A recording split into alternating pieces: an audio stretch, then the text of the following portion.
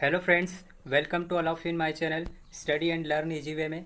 Friends, channel को अगर subscribe नहीं किया है तो प्लीज़ सब्सक्राइब कर लीजिए और वीडियो अगर अच्छा लगे तो लाइक कीजिए, शेयर कीजिए। फ्रेंड्स, आज के इस वीडियो में हम इकोनॉमिक्स का फिफ्थ पार्ट डिस्कस करेंगे, यानी यह इकोनॉमिक्स का 5वां वीडियो है। अब तक पिछले 4 वीडियो में हमने लगभग 200 क्वेश्चंस को कवर किया है और आज के इस वीडियो में हम 50 मोस्ट इम्पोर्टेंट क्वेश्चंस को कवर करेंगे। तो चलिए स्टार्ट करते हैं हम आज का ये वीडियो। पहला क्वेश्चन है, राष्ट्रीय आय निकालने के लिए एनएनपी में से किसको घटाया जाता है?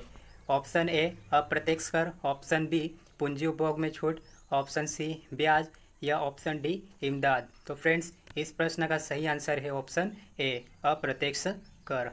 अगला क्वेश्चन है, किसी देश की आर्थिक वृद्धि की सर्वाधिक उपयुक्त माप क्या है? तो फ्रेंड्स, ऑप्शन ए सकल घरेलू उत्पाद, ऑप्शन बी शुद्ध घरेलू उत्पाद, ऑप्शन सी शुद्ध राष्ट्रीय उत्पाद, ऑप्शन डी प्रति व्यक्ति उत्पाद। इस क्वेश्चन का सही आंसर है ऑप्शन ए सकल घरेलू उत्पाद। अगला प्रश्न है, जैसे जैसे अर्थव्यवस्था विकसित होती है राष्ट्रीय आय में प्रति क्षेत्र का अंश ऑप्शन ए घटता है फिर बढ़ता है, ऑप्शन बी बढ़ता है फिर घटता है, ऑप्शन सी बढ़ता है या ऑप्शन डी घटता है। तो फ्रेंड्स, इस प्रश्न का सही आंसर है ऑप्शन सी यानी बढ़ता है। प्रति क्षेत्र का संबंध सेवा क्षेत्र से है और भारत की कुल जीडीपी में प्रति क्षेत्र यानी सेवा क्षेत्र का कुल 60% हिस्सा आता है। अगला क्वेश्चन है, अल्प विकसित देशों में गरीबी का मुख्य कारण क्या है? स्वैच्छिक निष्क्रियता, ऑप्शन बी आय में असमानता, ऑप्शन सी सांस्कृतिक गतिविधियों का अभाव, ऑप्शन डी लोगों में वृद्धि का अभाव। तो फ्रेंड्स, इस प्रश्न का सही आंसर है ऑप्शन बी आय में असमानता। आय में असमानता ही गरीबी का मुख्य कारण होता है अल्प विकसित देशों में। अगला प्रश्न है, निम्नलिखित में से कौन सा कार्यक्रम ग्रामीण भारत में गरीबी दूर करने हेतु था? Option A IRDP, option B TRYSEM, option C NREP, option D उपयुक्त सभी। तो फ्रेंड्स, इस प्रश्न का सही आंसर है ऑप्शन डी उपयुक्त सभी। अगला क्वेश्चन है, मिश्रित अर्थव्यवस्था का क्या अभिप्राय है? ऑप्शन ए अर्थव्यवस्था में कृषि और उद्योग दोनों को बढ़ावा देना, सरकारी एवं निजी क्षेत्र का सह अस्तित्व, अमीर एवं गरीब का सह अस्तित्व, छोटे और बड़े उद्योगों का सह अस्तित्व। तो फ्रेंड्स, इस प्रश्न का सही आंसर है ऑप्शन बी सरकारी एवं निजी क्षेत्र का सह अस्तित्व मिश्रित अर्थव्यवस्था का अभिप्राय है। भारत की अर्थव्यवस्था मिश्रित अर्थव्यवस्था है। अगला क्वेश्चन है, ओवरड्राफ्ट खाते में ग्राहक बैंक का क्या होता है? Option A agent, option B मालिक, ऑप्शन सी लेनदार, ऑप्शन डी देनदार। तो फ्रेंड्स, इस प्रश्न का सही आंसर है ऑप्शन डी देनदार। अगला प्रश्न है, पद बैंक इंश्योरेंस से आप क्या समझते हैं? तो फ्रेंड्स, ऑप्शन ए है बैंक की जमा राशियों के बीमे के लिए एक बीमा योजना, बैंक के कर्मचारियों के लिए एक बीमा योजना, बैंक द्वारा दी जा रही कंपोजिट वित्तीय सेवा जिसमें बीमा उत्पाद शामिल है, ऑप्शन डी बैंक चला रही एक बीमा कंपनी, ये बीमा नहीं बीमा है। तो फ्रेंड्स, इस प्रश्न का सही आंसर है option A option C bank द्वारा दी जा रही कंपोजिट वित्तीय सेवा जिसमें बीमा उत्पाद शामिल है। अगला प्रश्न है, गतावधि चेक क्या होता है? ऑप्शन ए बिना अर्हता के हस्ताक्षर जारी चेक, ऑप्शन बी केवल अर्हता के हस्ताक्षर वाली चेक, चेक जिसके जारी होने की तिथि से 6 महीने पूरे हो गए, या उपरोक्त में से या इनमें से कोई नहीं। तो फ्रेंड्स, इस प्रश्न का सही आंसर है ऑप्शन सी चेक जिसके जारी होने की तिथि से 6 महीने पूरे हो गए वही होता है गतावधि चेक। अगला प्रश्न है, निम्न आय समूह को दिए गए अत्यल्प राशियों के ऋण क्या कहलाते हैं? Option A cash debit, option B सूक्ष्म ऋण, ऑप्शन सी साधारण ओवरड्राफ्ट, ऑप्शन डी ग्रामीण ऋण। तो फ्रेंड्स, इस प्रश्न का सही आंसर है सूक्ष्म ऋण, ऑप्शन बी। अगला प्रश्न है, निम्नलिखित में से किस पद का संबंध आरबीआई के कार्य से नहीं है? ऑप्शन ए खुला बाजार परिचालन, option B Sensex, option C आरक्षित नकदी निधि अनुपात, ऑप्शन डी लोक ऋण कार्यालय। तो फ्रेंड्स, इस प्रश्न का सही आंसर है खुला बाजार परिचालन। अगला प्रश्न है, भारत में शुरू की गई स्वाभिमान योजना किससे संबंधित है? ऑप्शन ए ग्रामीण महिला अधिकारों से, ऑप्शन बी ग्रामीण खाद्य सुरक्षा से, ऑप्शन सी ग्रामीण बैंकिंग से, ऑप्शन डी ग्रामीण वृद्धजनों की देखभाल से। तो फ्रेंड्स इस प्रश्न का सही आंसर है ग्रामीण बैंकिंग से, ऑप्शन सी। अगला प्रश्न है कार्ल मार्क्स का संबंध निम्नलिखित में से किस देश से था? Option A Germany, option B Holland, option C France, option D Britain. तो फ्रेंड्स इस प्रश्न का सही आंसर है option A Germany. Karl Marx ने 1867 में दास कैपिटल नामक एक प्रसिद्ध पुस्तक लिखी थी। अगला प्रश्न है निम्नलिखित में से कौन सी योजना भारत सरकार द्वारा आरंभ नहीं की गई? ऑप्शन ए वृद्धावस्था पेंशन योजना, भारत निर्माण योजना, स्वच्छ जल योजना या जीवन तरंग योजना। तो फ्रेंड्स इस प्रश्न का सही आंसर है ऑप्शन डी जीवन तरंग योजना। वृद्धावस्था पेंशन योजना 1995 में शुरू की गई। भारत निर्माण योजना 2005 में शुरू की गई। अगला प्रश्न है पूरा ग्रामीण विकास से संबंधित कार्यक्रम को सर्वप्रथम किसने प्रस्तुत किया? तो फ्रेंड्स यहाँ पूरा का फुल फॉर्म है providing of urban amenities to rural areas. इसका ऑप्शन ए है Manmohan Singh, option B M S. Swaminathan, option C A P J. Abdul Kalam, option D Atal Bihari Vajpayee. तो फ्रेंड्स इस प्रश्न का सही आंसर है ऑप्शन सी ए.पी.जे. अब्दुल कलाम। अगला प्रश्न है फ्रेंड्स ये रिपीट हो गया क्वेश्चन। अगला प्रश्न है संघ सरकार द्वारा निम्नलिखित में से किस कर की वसूली नहीं की जाती? ऑप्शन ए निगम कर, कृषि भूमि पर आयकर, सीमा शुल्क, आयकर। तो फ्रेंड्स इस प्रश्न का सही आंसर है कृषि भूमि पर आयकर। कृषि भूमि पर आयकर ये संघ सरकार द्वारा वसूल नहीं किया जाता है। कृषि भूमि पर आयकर राज्य सरकार द्वारा वसूल किया जाता है। अगला प्रश्न है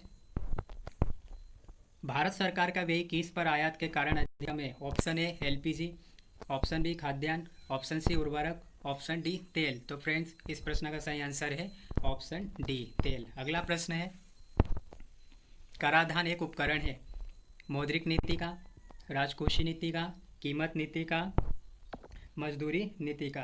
तो फ्रेंड्स कराधान जो कि राजकोषीय नीति का उपकरण है। अगला प्रश्न है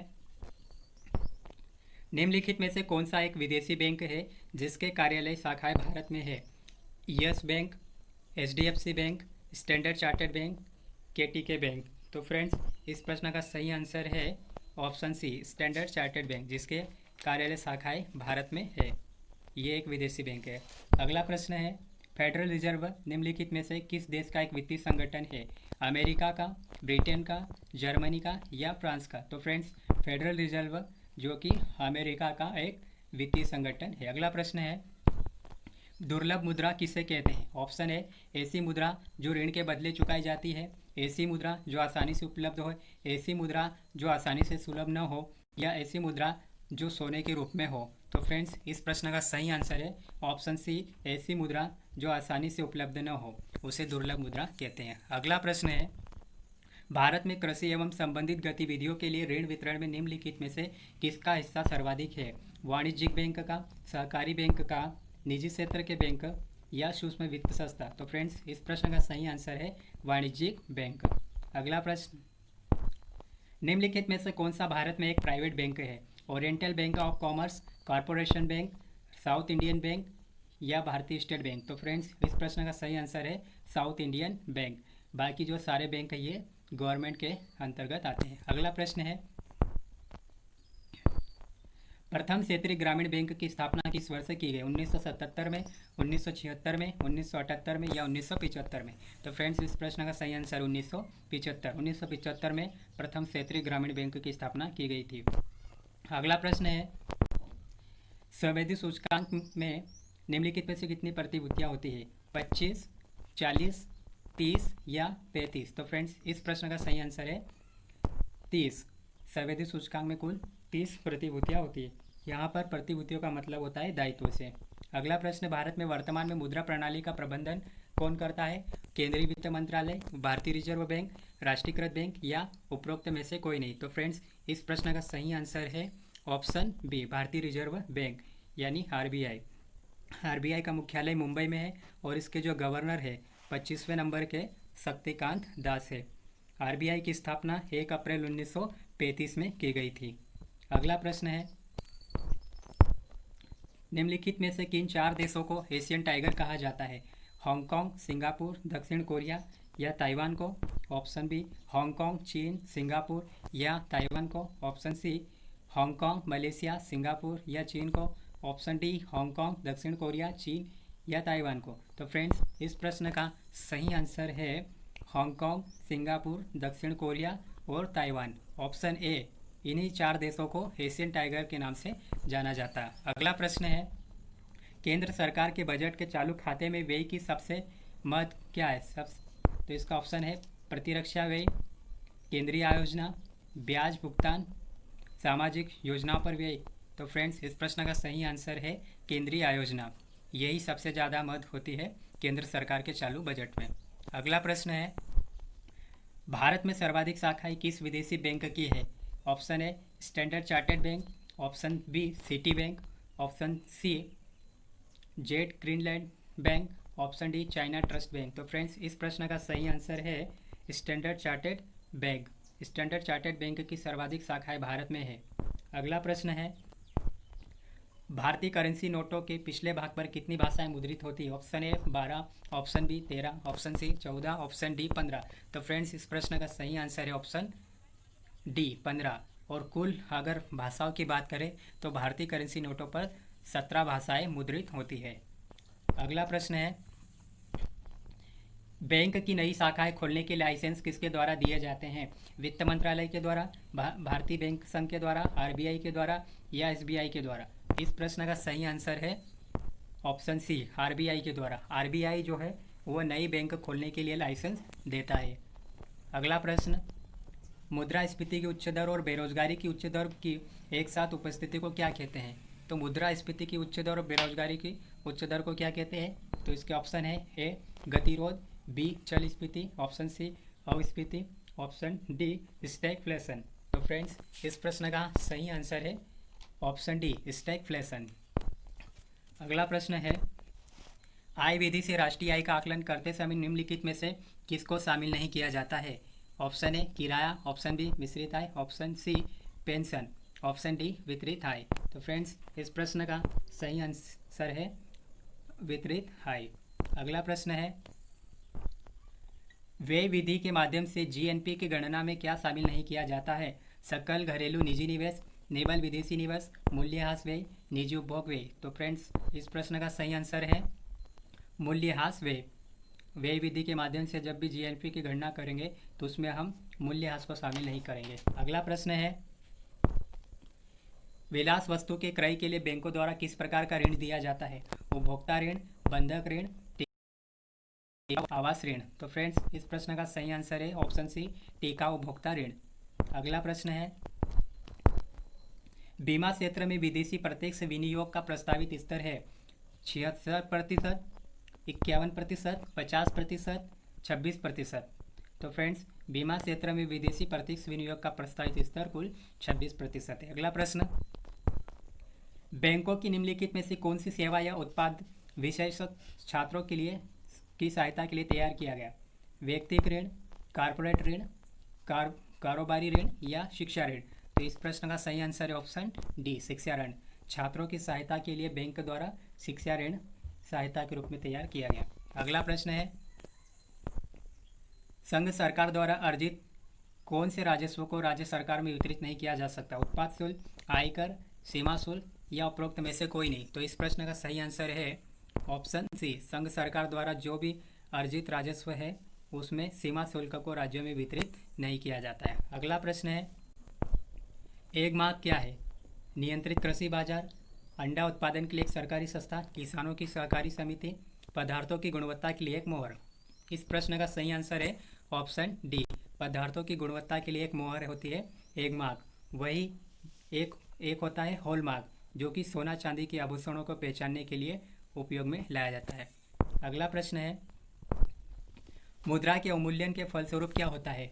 निर्यात व्यापार का प्रसार, आयात व्यापार का संकुचन, आयात स्थान पद्धति का प्रसार या उपयुक्त सभी? तो इस प्रश्न का सही आंसर है ऑप्शन डी उपयुक्त सभी। अगला प्रश्न, भारतीय स्टेट बैंक का मुख्यालय कहाँ स्थित है? मुंबई में, नई दिल्ली में, कोलकाता में या बेंगलुरु में? तो फ्रेंड्स इस प्रश्न का सही आंसर है ऑप्शन ए, मुंबई में। भारतीय स्टेट बैंक की स्थापना 1 जुलाई 1955 में की गई थी और वर्तमान में इसके अध्यक्ष रजनीश कुमार है। अगला प्रश्न है, मध्य प्रदेश में करेंसी प्रिंटिंग प्रेस कहाँ स्थित है? Option A Dewas, option B Neemuch, option C Hoshangabad, option D Guna. तो फ्रेंड्स इस प्रश्न का सही आंसर है ऑप्शन ए, देवास में करेंसी प्रिंटिंग प्रेस स्थित है। भारत में 4 जगह पर नोट छापे जाते हैं।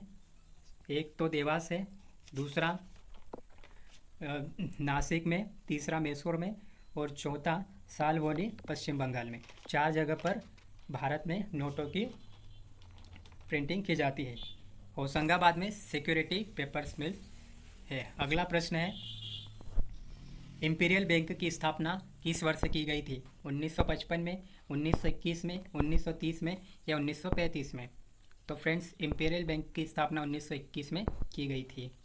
अगला प्रश्न, गिल्ट हैज बाजार किससे संबंधित है? ऑप्शन ए कटे फटे पुराने करेंसी नोट से, ऑप्शन बी सोना चांदी से, सरकारी प्रतिभूतियों से या निगम ऋण पत्र से। तो गिल्ट हैज बाजार जो कि सरकारी प्रतिभूतियों से संबंधित है। अगला प्रश्न है, मुद्रास्फीति से बाजार की वस्तुएं क्या होती है? ऑप्शन ए सस्ती हो जाती है, ऑप्शन बी महंगी हो जाती है, ऑप्शन सी बिल्कुल नहीं मिलती, ऑप्शन डी प्रचुरता से मिलती है। तो मुद्रास्फीति का अर्थ है यहाँ पर कि जो वस्तुएं होती है वो महंगी हो जाती है, यानी कि इस प्रश्न का सही आंसर है ऑप्शन बी। अगला क्वेश्चन है, निम्नलिखित में से किस राज्य की प्रति व्यक्ति आय सर्वाधिक है? Option A Goa, option B Punjab, option C Maharashtra, option D Gujarat. तो इस प्रश्न का सही आंसर है ऑप्शन ए गोवा। 2011 की जनगणना के अनुसार गोवा की प्रति व्यक्ति आय सर्वाधिक है। वही सबसे कम बात करें तो सबसे कम प्रति व्यक्ति आय बिहार की है। अगला प्रश्न है, भारतीय अर्थव्यवस्था के उदारीकरण का अग्रदूत किसको कहा जाता है? Option A doctor Bimal Jalan, doctor Manmohan Singh, PV Narasimha Rao या पी चिदम्बरम। इस प्रश्न का सही आंसर है option B, doctor Manmohan Singh को उदारीकरण का जनक कहा जाता है। अगला प्रश्न है, वैश्वीकरण का क्या अर्थ है? अर्थव्यवस्था का एकीकरण, वित्तीय बाजार का एकीकरण, घरेलू अर्थव्यवस्था का वैश्विक अर्थव्यवस्था के साथ एकीकरण या ऑप्शन डी अर्थव्यवस्था के विभिन्न खंडों का एकीकरण। तो फ्रेंड्स इस प्रश्न का सही आंसर है ऑप्शन सी, घरेलू अर्थव्यवस्था का वैश्विक अर्थव्यवस्था के साथ एकीकरण, यही वैश्वीकरण होता है। अगला प्रश्न है, बंद अर्थव्यवस्था का क्या अर्थ होता है? मुद्रापूर्ति पूर्णतः नियंत्रित होती है, घाटे की वित्त व्यवस्था होती है, केवल निर्यात होता है या न तो आयात होता है और ना ही निर्यात होता है। तो बंद अर्थव्यवस्था का मतलब होता है ना तो निर्यात होता है और ना ही आयात होता है, यानी इस प्रश्न का सही answer option D. Last question इस वीडियो का, 1 अप्रैल 2020 को 10 सार्वजनिक क्षेत्रों के बैंकों का विलय कर 4 बैंक अस्तित्व में आए। इसके पश्चात सार्वजनिक बैंकों की संख्या कितनी हो गई है? तो फ्रेंड्स ऑप्शन इसके है, option A 27, option B 14, option C 12, option D 10। तो फ्रेंड्स इस प्रश्न का सही आंसर है ऑप्शन सी 12। 1 अप्रैल 2020 को 10 सार्वजनिक बैंकों का विलय करके 4 बैंक बनाए। उसमें सबसे पहले केनरा बैंक और सिंडिकेट बैंक, दूसरा इंडियन बैंक और इलाहाबाद बैंक, तीसरा जिसमें 3 बैंक मिल गई, Punjab national bank, oriental bank, United bank, और अगला यूनियन बैंक में आंध्र बैंक और कॉरपोरेशन बैंक। इन 10 बैंकों को मिला करके 4 बैंक बने, Canara bank, Indian bank, Punjab national bank और यूनियन बैंक। तो फ्रेंड्स ये था हमारा आज का लेक्चर। अगर वीडियो अगर अच्छा लगे तो प्लीज़ लाइक कीजिए, शेयर कीजिए, कमेंट्स कीजिए। फ्रेंड्स अगर मैं यहाँ आपको बताऊँ कि इकोनॉमिक्स में पढ़ना क्या है, तो इकोनॉमिक्स के जो इम्पोर्टेंट टॉपिक है उसमें सबसे पहले भारत के ऊर्जा संसाधन एवं कंपनियाँ, नीति आयोग, पंचवर्षीय योजनाएं, जीएसटी, राष्ट्रीय आय, भारतीय कृषि, घाटा, बजट, अर्थव्यवस्था से संबंधित शब्दावलियाँ, फुल फॉर्म, करंट अफेयर और world bank, world economic forum, IMF, CSO, RBI, SBI, stock market, share market इत्यादि है। इन सब चीज़ों को थोड़ा थोड़ा अच्छे से पढ़ लीजिए तो इकोनॉमिक्स से एक भी क्वेश्चन मिस नहीं हो पाएगा। तो फ्रेंड्स चलते हैं हम नेक्स्ट। Thanks for watching.